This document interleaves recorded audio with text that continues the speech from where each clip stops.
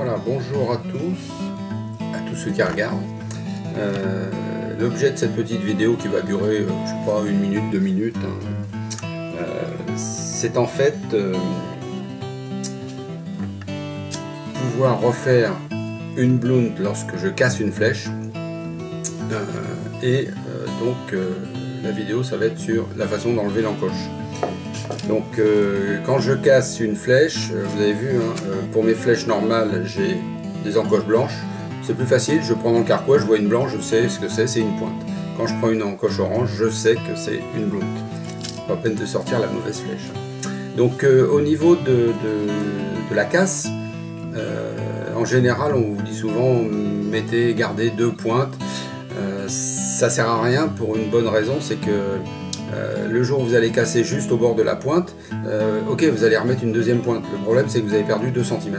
2 cm en visée sur la longueur du fût, là, c'est important pour les arcs droits et les fûts de bois, parce qu'on va viser le long du fût et entre la visée de l'œil qui va être ici ou ici, c'est pas du tout la même chose. Donc pour un tir de précision, c'est pas bon.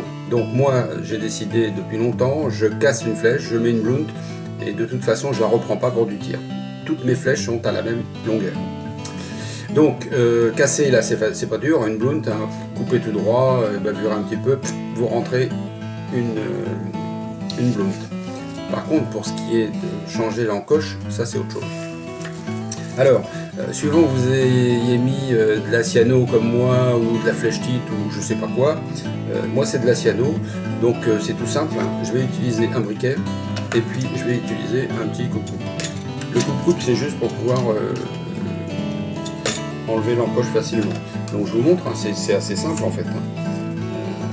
Vous brûlez votre encoche plastique assez près du bois, pour qu'elle puisse se décoller facilement. Et une fois qu'elle commence à frétiller, comme là, hop, et à fumer, vous n'avez plus qu'à, je ne sais pas si vous voyez bien,